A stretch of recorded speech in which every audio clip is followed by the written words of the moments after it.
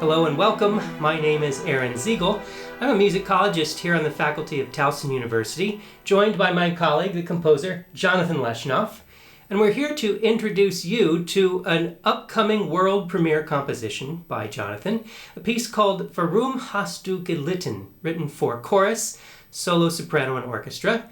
This piece was commissioned by Maestro Francesco Lecce-Chong for the Santa Rosa Symphony. Its premiere is upcoming. So Jonathan, tell us first about how this piece came about and the commission itself. Yes, a few years ago, Maestro Francesco asked me to write a piece to introduce Mahler's epic Second Symphony. He said that I could have the same orchestration and it should do something to introduce what's going on. Well, in order to do that, and since I had the choir at my disposal, I wanted to write something on a theme that really resonated with what Mahler was thinking.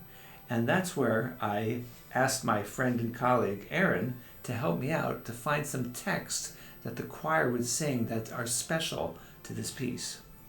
So we knew that Mahler was the key here, and Mahler as a composer often had very firm ideas behind his music, what he meant it to say, but Mahler was always rather hesitant about expressing those ideas to a broader public.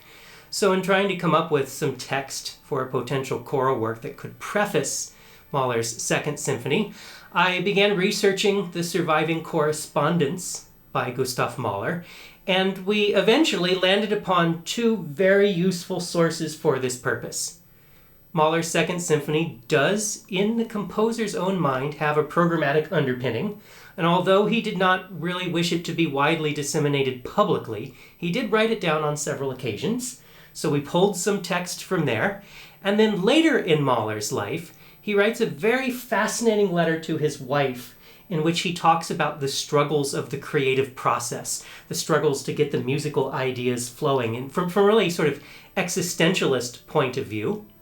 This corresponded perfectly with his Second Symphony because it too takes a very existentialist stance in the narrative that it is evoking. So I put the text together, made some selections, reviewed by Jonathan and Maestro Francesco, and from there it was off to the composing. Tell us about what you did there. Yes, indeed. I took the text that Mahler wrote to his wife, which is very delicate and soft, and I set that for the solo soprano and orchestra very, very quietly. But the text that Mahler wrote about his Second Symphony is very existential and jarring. Why are we here? Why do we live? What is this all about? Is this life all a big joke? And that is set to the choir, the full choir and the full orchestra that Mahler augmented to have 10 horns and 6 trumpets, a huge orchestra.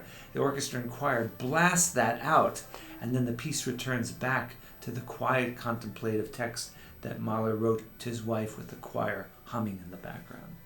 So it's a very clear formal arc, and it's ingeniously conceived, if I may say so, as a setup for the symphony that is about to follow. Jonathan uses the same orchestration as Mahler does. He uses the soprano soloist who, in Mahler's original, has to sit there for a very long time and only sing a little bit at the very end of the symphony, so this gives her more to do. The chorus, likewise, only sings at the very end of the symphony, so it's a really great bookend, I think, for the piece as a whole, bookending the choral usage at the end with now this brand new, first time to be heard introductory movement. It will segue directly into the symphony, and we hope a very seamless link between this new piece and Mahler's wonderful Second Symphony. If you're in Santa Rosa, please do come hear the performance, and if not, we will do our best to make some excerpt available soon. Thanks a lot. Hope you enjoy the piece.